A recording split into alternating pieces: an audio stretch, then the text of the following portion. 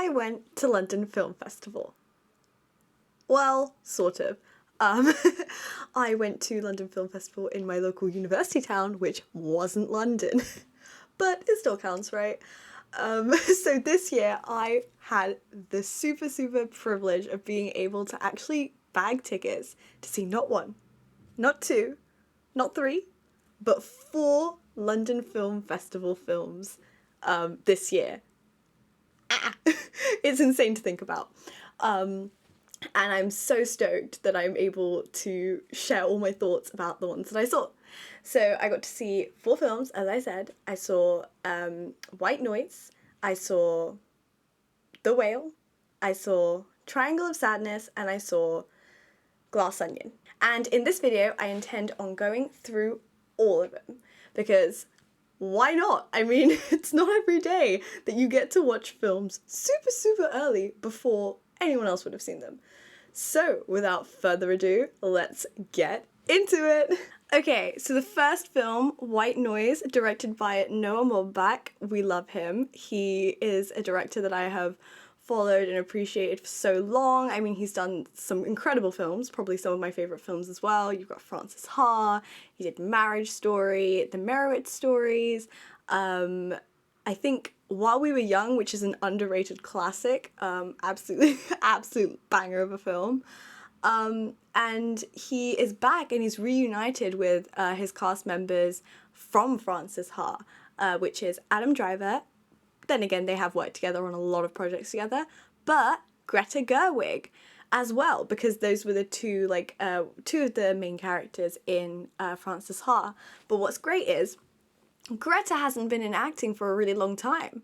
Now, if somehow you're living in a box and you don't know who Greta Gerwig is, Greta Gerwig, more of an acclaimed director than an acclaimed actress, and she essentially did directing of Lady Bird, Little Women, and soon to be the film Barbie, which we're all excited for, let's be honest.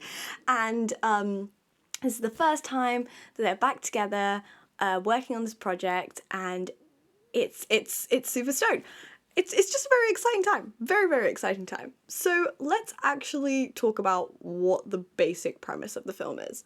So you have Jack Chadley, who is essentially a university lecturer at University on the Hill or something along those lines, but he is a professor of Hitler studies. Now, before you start thinking I've gone all Taika Waititi's Jojo Rabbit on you, bear with.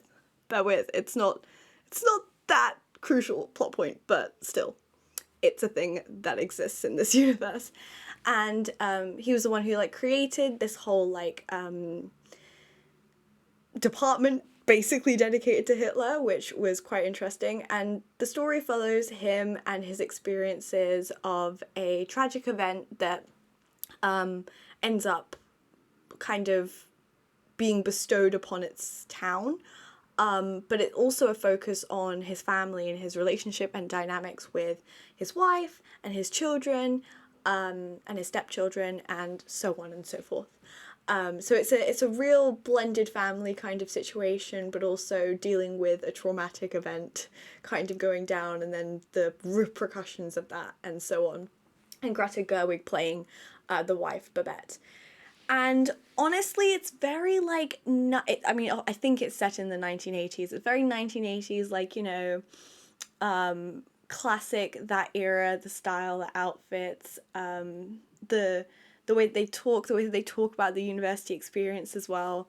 Very much like that and that vibe. So if you're interested in maybe a little bit of, I would say a very different film, definitely this is a great film to start off with, especially for me to starting off with London Film Festival. So what did I actually think of this film? Because I've given you basically a rough summary, and I realized that I'm being very vague with my summaries.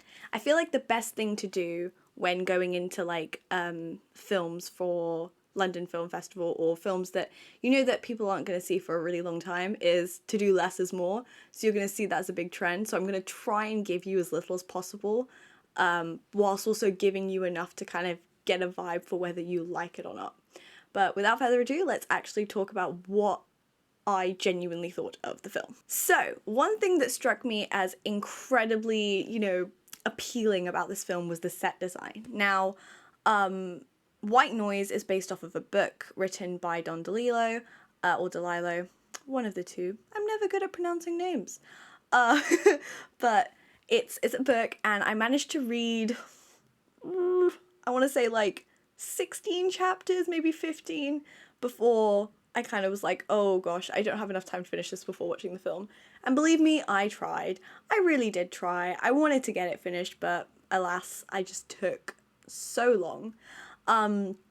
But it's like, it feels like when I read the book, it felt very beige. I don't know why. To me, it just felt like a very beige kind of vibe.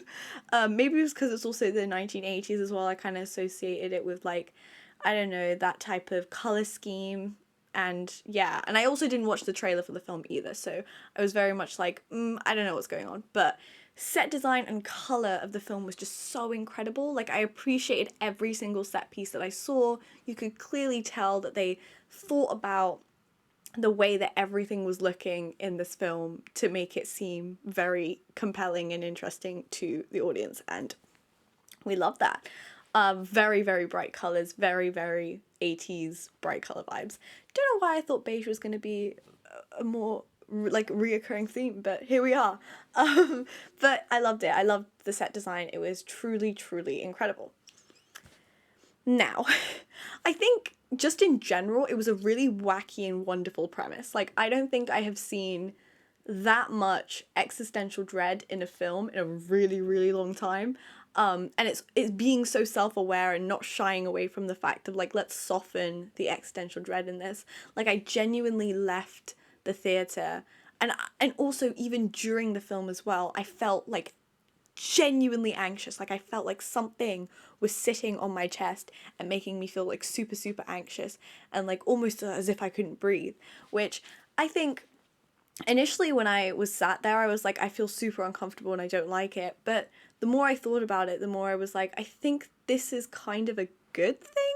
I think that the fact that it's making me feel this existential dread, because it's what is being conveyed in the film, means that it's ultimately kind of achieving its goal, right? It's achieving the goal of, right, great, we're telling a story like this and we want you to feel super uncomfortable about it. And I thought that the fact that it was able to invoke that much emotion in me, like, definitely a thumbs up from me in terms of, like, yes, the wacky and weirdness of the premise, but it sold me when I thought about it a little bit. And one thing that I really, really admired as well was the acting. The caliber of acting in this film was truly incredible. I mean, you had Adam Driver, Greta Gerwig, and Don Cheadle delivering powerhouses of, like, acting deliveries. And I absolutely think that in every film that he does, because we all know that I'm Adam Driver simp, every film that he does, he genuinely brings a whole new level to the playing field. Is that the right phrase? I'm gonna go with it. I think that's the phrase. We're gonna, like, commit to that being the phrase. But I just think he really outdid himself with this one. I think it was very interesting to see him in this type of role, bit of tongue-in-cheek. Like, it does really bring me back to the, While We Were Young days, and, like, so While We Were Young, and also the Francis Ha days, where he was a little bit more tongue-in-cheek in his characters, but then also, like, still having this seriousness to him. Like, it genuinely was incredible.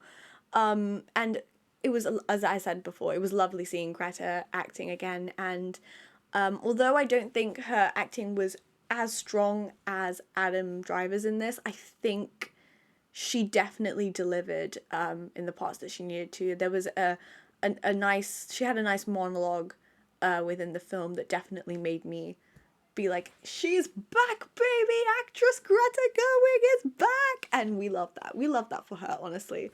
And Don Cheadle just being Don Cheadle, like, showing up. I imagine, like, my impression of Don Cheadle is, like, he shows up and then just does, and he is, and he exists, and is just giving his best in everything. So like he was doing really good. There was a great scene in the film where Adam Driver and Don Cheadle's characters have this great like back and forth with each other about their respective like it was like almost like a joint uni lecture kind of thing, and it was really really really interesting to see their dynamic and them playing off of each other like that. It was so entertaining to watch. I think one of my favorite scenes of the film, without spoiling too much about what the actual meatiness of the scene was. My prediction with this film is that it will be divisive in opinion. I don't think this film is everyone's cup of tea. I think people will go away from this film thinking, what the heck did I just watch? Very similar to I'm Thinking of Ending Things, which was a Charlie Kaufman film that released on Netflix Christmas time as well, I think. So I think there is a theme here. And that was quite divisive, and it was also an adaptation of a novel. So there's a lot of similarities now that I think about it. But anyway, I think that it will like people will end up being like very either one way or the other, the Marmite situation of like I really like it or I really hate it. So we'll see. I'd be interested to see what everyone else thinks about it, because it is truly, I don't think, going to be everyone's cup of tea, but it definitely was my cup of tea. Give me the cup of tea and the biscuits and all. I'll take it because it was great, and I'll watch it again. To be fair, definitely actually when it comes out on streaming, that is. I did mention that it was a book adaptation, and one thing that I really admired was from the parts that I'd read of it, which admittedly was very little, but from the parts that I had watched of it, it most definitely was true to its source material. Like I could hear quotations from like the beginning parts, and like I mean, I don't think like chronologically it was in the same order as what the book presented, but I think I guess some of the meteor dialogue was like kept, and it was really nice to see the back and forth. Additionally, my friend who had actually read the book, who had come with me, said that they had missed out this thing called a barn scene. I have no idea, but I intend on reading White Noise, like completely, and finishing it, so I could see what the similarities and differences were to the film and the book. But I'm told that there was a barn scene that never made it into the film, and apparently would have been too difficult to see visualized in a film form. So I guess I'd be very intrigued to see that, how that would be, because I have no idea. I think it would be cool though. So overall, I just think it was a fun ride. I think fun, existentially fun ride, and it comes out on Netflix around the 30th of December. So if any of you guys want to check it out, you definitely should. I know I'll be watching again because I definitely want to see some of the monologue scenes again, and some of the like very like it's a very thinky film. So I'd be interested to see some of the more thinky pieces again. And my Letterboxd review rating would probably be 4.5, because I did really enjoy it that much. It was really great. So yeah, that is White Noise.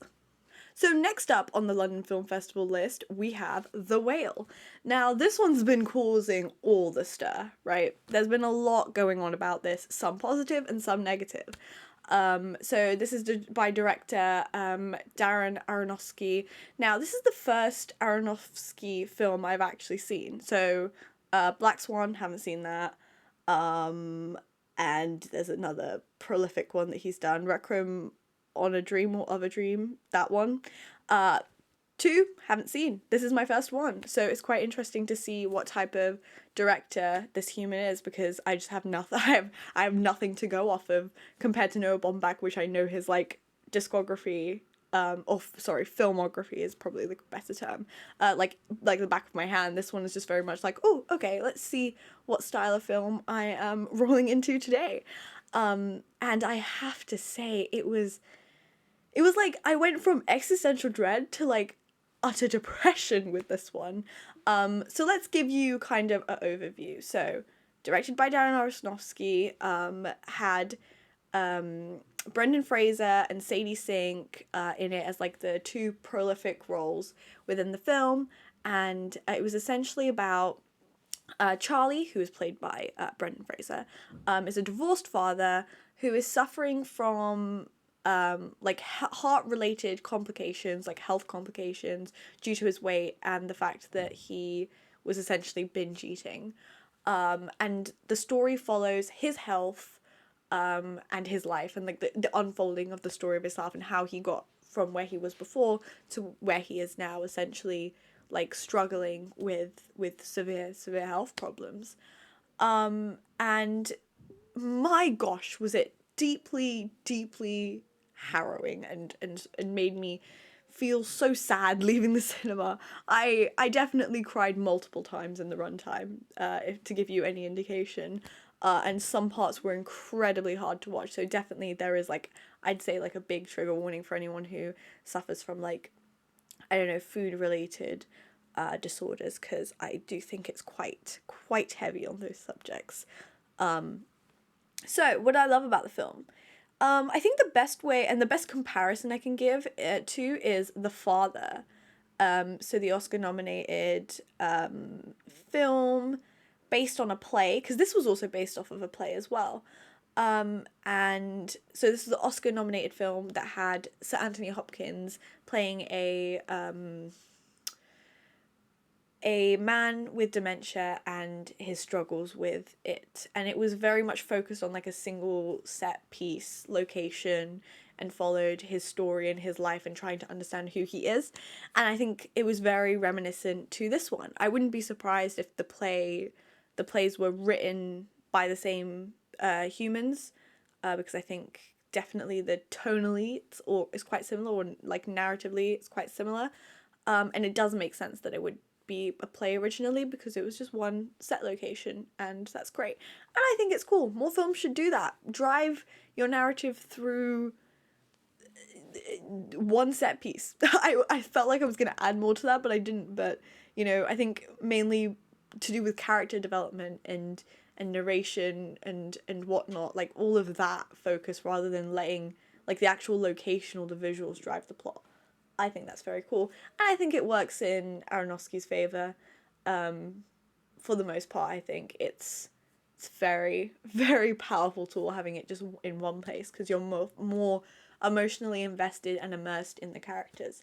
So that's one thing that I really loved about it.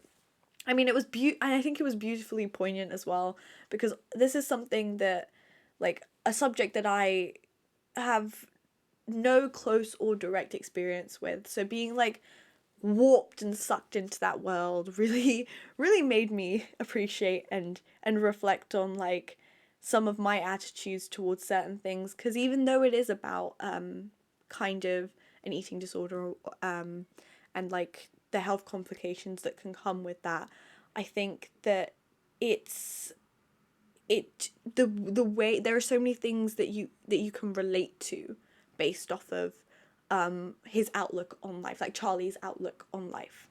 And yeah, I think I will. That's the biggest thing that I'll take away from this film, which is why it was so poignant to me. Acting. Brendan Fraser is back, baby. I mean, this has caused all the stir about the fact that he's back and he's getting such a warm and welcomed reception, and everyone's like super stoked and super excited that he's doing this, and good on him, because yes, I'm glad that he's getting that limelight. And you've heard all these stories about him like getting super overwhelmed and emotional about such warm receptions he's been receiving at all film festivals, which is great. So we love that. And I mean, it's not for any like wrong reason. He genuinely is acting his socks off in this. And you feel so like you do genuinely and intrinsically feel for Charlie, the character. So I guess it worked. His acting was amazing enough to feel that. And Sadie Sink, I mean, get that girl booked and busy. I think she is the next big thing. I think she is going to be so incredibly like involved in so many more things, like especially when it comes to some really nuanced and interesting roles. I love her performance in this. I think she's incredible. I mean, if you don't know who Sadie Sink is, Stranger Things, of course, and also she was in the All Too Well 10-minute version Taylor's version, blah blah blah, the very long titled thing, in the short film of that, and she was incredible in that with Dylan O'Brien. So I think this is just another thing to kind of be like, check, you're epic in this too. So I'm super stoked to see where she's going to be going. The audience's reaction to this film felt like, I think one of the things that I really loved about London Film Festival is the fact that it's been so long since I've been like in a packed theatre for a film that wasn't a Marvel film or a film that wasn't a franchise film. This felt so, especially with the venue that I went to as well, it was quite intimate. It wasn't like a super okay. It wasn't like a super large theatre. It was very small and intimate, but it was still like filled with people. And like, I kid you not, like the atmosphere around us was just so like, you could feel everyone just holding their breaths at certain moments, or like you could like feel the people around you feeling deeply sad about what was going on. And like it was cathartic to know that like you were there with people who also really love film. Nerdy to nerd alert, but like you were there with people who were surrounded by like really love films, and they are really feeling the emotions that were presented in this. So I think the audience reaction kind of made up for a lot of my experiences, especially with a lot of these films in London Film Festival.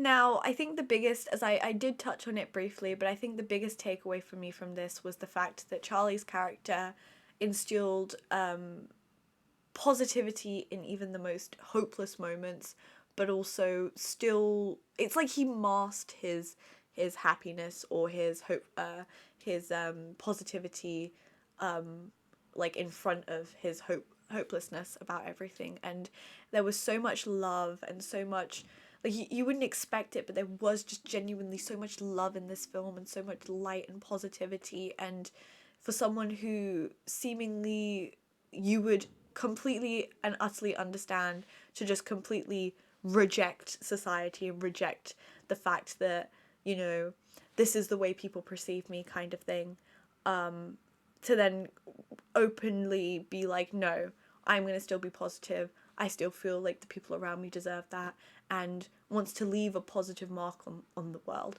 And I think that was the, like, genuinely the best part of that film, was seeing that mentality like broken down to like its core and trying to understand where it's coming from. Is it really true feelings? And it's just truly incredible. And I think everyone should definitely give this film a chance to see, because it's just it invokes so many emotions, and it's the type of film where I don't think a lot of people would necessarily immediately want to go for it in terms of watching, but I think you should, because I think it's pretty great, if I do say so myself. So it is out in US cinemas on the 9th of December. I have no idea when it's coming out in UK cinemas. I think probably my best guess, because I feel like this is going for award season, my best guess is probably going to be January, February in the UK. So you're going to have to wait we have to wait a little bit longer, which always tends to be the case with most things. But yeah, we have to be a little bit more patient. And but US people, you can see it in cinemas December 9th. So my Letterboxd rating for this would be 4 stars. I mean, it's not like it's not bad. 4 stars is still pretty good. Like 4 out of 5, 8 out of 10. I don't think that's too bad. But yeah, I just thought that's my Letterboxd score. Woo. Next film. So the next film that I watched at London Film Festival was Triangle of Sadness. So it was a unique experience because it was one of the only films for the London Film Festival run that I had watched by myself, and that was kind of a foreign language film. I mean, I say kind of because it was like mainly English, but there were some elements of it not being in English also. So directed by Ruben Östlund. I probably have butchered that pronunciation, and I apologize, but Ruben Östlund, and it had Harris Dickinson in it, who I think was in Where the Crawdads Sing. He was one of the male counterparts in Where the Crawdads Sing. And then we have Charlie Dean, who unfortunately passed away before the very unexpectedly, before the film had even been properly like released everywhere, which is quite sad. Then we had Donnie DeLeon and Woody Harrelson. I'm gonna say that again because I didn't realize Woody Harrelson was in this, and I watched it and I was like, oh, you're here. What? Why? How? But I wasn't gonna sit there and be in bewilderment the whole time. But yes, he was in this film. And the best way I can describe this film is rich people doing rich people things. I would definitely say it's trying to do that whole satire take on rich people, kind of like Bodies, Bodies, Bodies, but with less murder, as in it's just not a slasher film, but like the essences of like making fun and being satire towards the rich. Not so much the like the Gen Z generation, but more so just like rich people in general and trying to take the mickey essentially out of them. And it's basically a satire like thing, a satire take on rich people going on a cruise, and like they're all like winding up there, all basically have too much money than they should, and all of them are kind of interacting with each other, as well as like the staff on the boat kind of interacting with each other as well. And that's the best explanation I could give for it, because by God, it's just insane. It truly is. It's just like, it's one of those films that like, I feel like even if I did try and spoil it, like people wouldn't believe what I said. Because that second act though kind of popped off. So let me actually explain like what I thought of it. I think it was a very bizarre and blunt take on what it was trying to do. It definitely invoked the right emotions and feelings in its audience, and it had a stellar commitment in trying to be annoying, like trying to make very dislikable characters in a way that they were irredeemable kind of situations. So I definitely loved that aspect of it. Like a lot of satire beats about rich people, it tends to be kind of like easy to do because it's easy to like be like ha ha ha, quite funny. And yeah, I think it's the hardest one to explain. I'm not gonna lie to you, just because it was, especially without spoiling it, because it was just so bizarre. I think the strengths in this film lied in its long conversational beats, because to be fair, there are not a lot of locations within this film. It runs on like a 3-act structure in the sense that it tells you its first act, tells you its second act, and it tells you its third act, and it's kind of done based on locations. So I definitely have to say, of all the acts, the second act is the strongest, and I feel like if the film had concluded after the second act had finished, I think that's it. You would have had an incredible film, and it would have been, I reckon, around the 90-minute mark in its runtime. Because one of the problems that I had with this film is, god damn, it felt so long. Now, I can't tell whether that's because I was watching it on my own, I didn't have my friend next to me, and I was like, oh, I don't know whether this is like, I don't know whether I feel like awkward about the fact that I'm in a packed theatre, like, by myself in a very long time, or whether it was just, damn, this film could have been a lot shorter. But I'm leaning more towards the second one, because I literally, after the second act, I thought, this is it, it's done. And we're gonna have like a very tiny and small, short third act. But the third act just keeps going, and it's not even as good as the second act. Like the second act, genuinely, I heard roars and roars of laughter from the audience. Like I don't think I've sat in a theatre with that many people laughing in a very, very, very long time. And it wasn't just your hee hee hee chuckle. It was like full blown, like chesty, hearty belly laughs. Like I gave into it as well. I was like, this is insane. And a lot of my laughs were not because, haha, this is funny. It was like, oh my god, haha, this is insane. It was one of those beats, but yeah, definitely feel like it could have been 90 minutes, because damn, that second act. And I also thought that every character, like every single one of the characters, leaned into their like depictions and roles really, really well. Especially Harris Dickinson and Charlie Dean, they were just truly stunning, and like stunning, unlikable, but that was the point. The point was for them to be unlikable. So I'm very glad that they put that across. And Woody Harrelson, I'm still not over it, guys. He's there. He's just exists in this film, and like I'm confused as to where he had come from. But yes, if I had to give this a rating, it would definitely be 3.5. I don't think it was my most favourite. And the release date is 28th of October in UK cinemas. So there you go. It's actually out very, very soon. If anything, it's probably out when you're watching this. So go out, watch it. I would definitely recommend actually going out and watching it, because it's a doozy. It's kind of like it's very, you have to experience it to understand.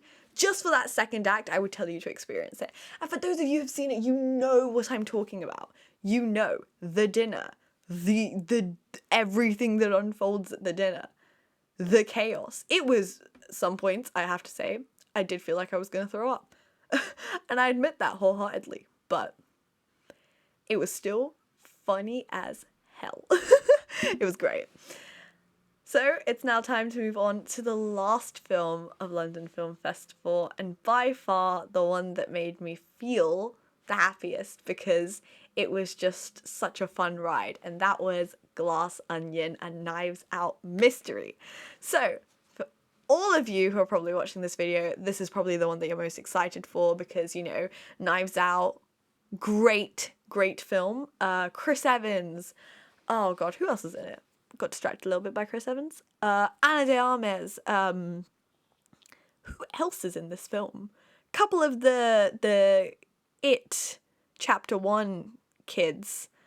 Just a lot of famous people. I'm sure. Oh, Daniel Craig, of course, the detective. Bento Blanc. But yes. I've also probably butchered that name. But yes. Glass Onion, directed by Ryan Johnson. Now, bit of lore, bit of backstory. I have said his name wrong all of my life, or all of, I guess, since I've known him. I have always pronounced it Rain, as in R-A-I-N, right? Because that's how you spell rain, right? His name is actually spelled R-I-A-N, right? For some reason, in my brain, that decided to have just been called Rain, when it's actually Ryan, but quirky, just with an I instead of a Y. And I feel deeply humiliated by this fact, because we were watching the red carpet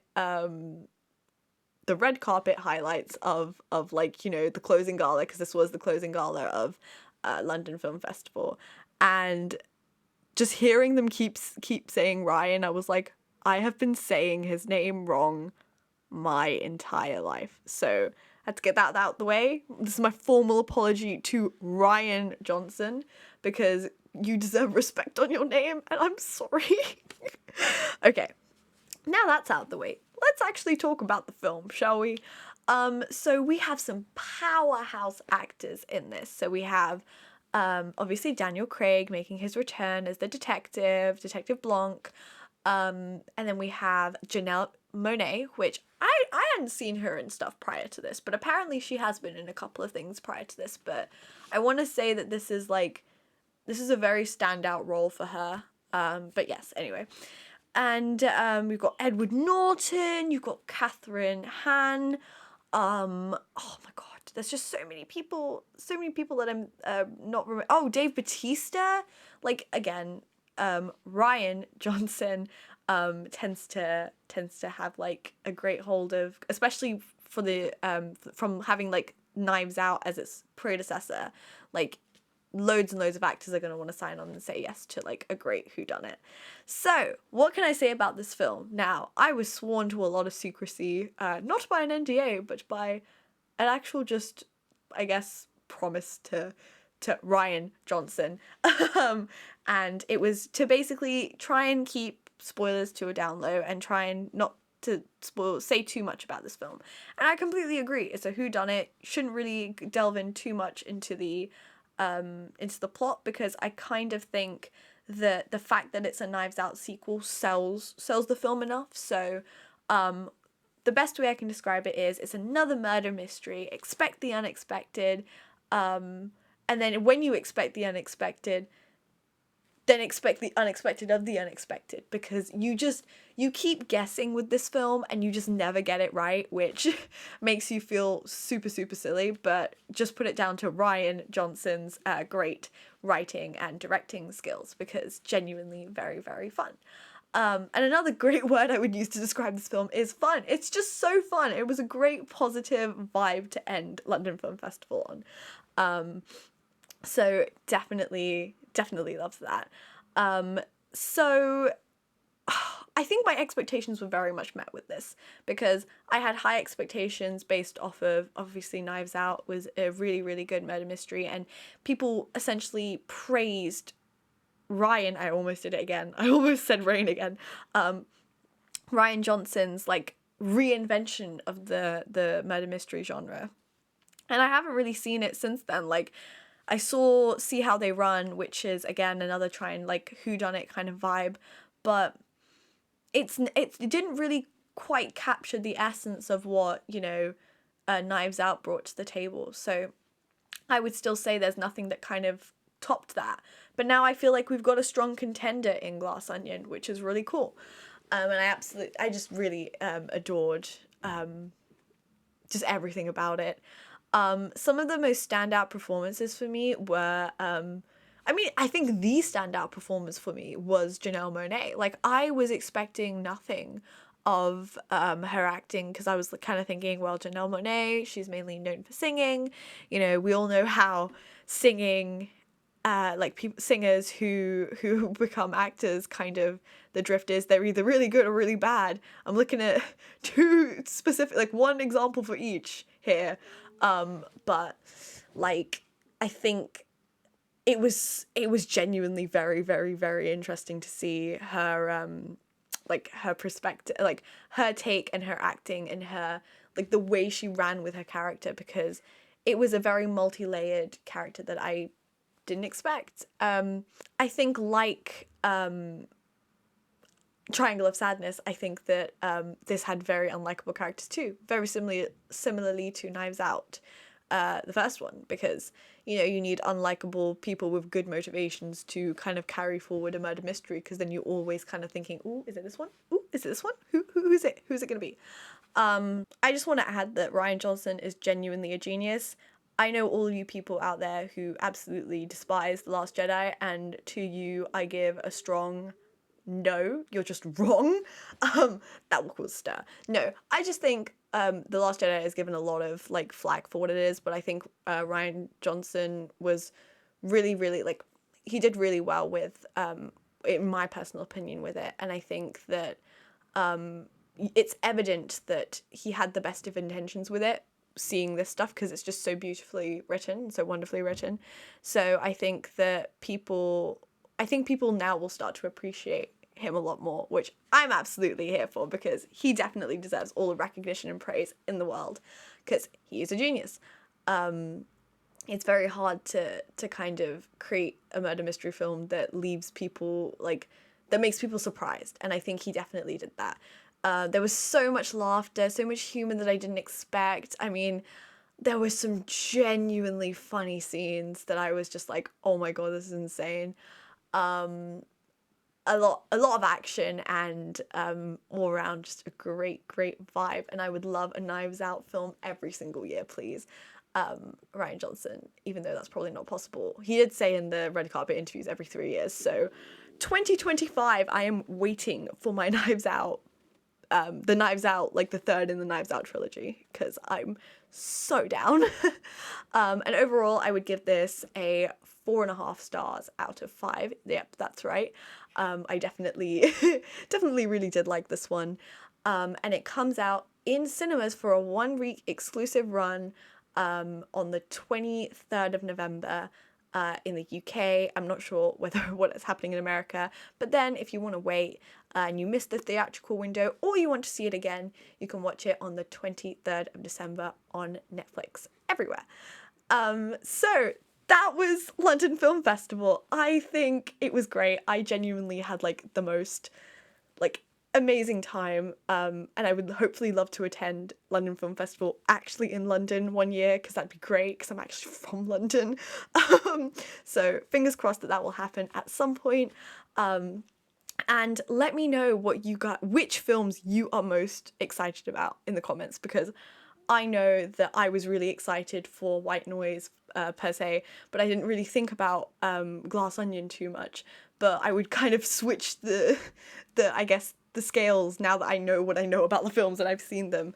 I would have anticipated Glass Onion a lot more than I would have any of the others. But let me know. I'm curious to hear. And if you liked what you saw today, please leave a like down below and subscribe to the channel for all your film content. Who knows? Maybe I'll go to another film festival at some point. I mean, all of them are over now, but who knows? Venice, Toronto, Cannes. Imagine me at Cannes. I think I would look absolutely weird there. But thank you guys so much for watching, and I will see you all soon.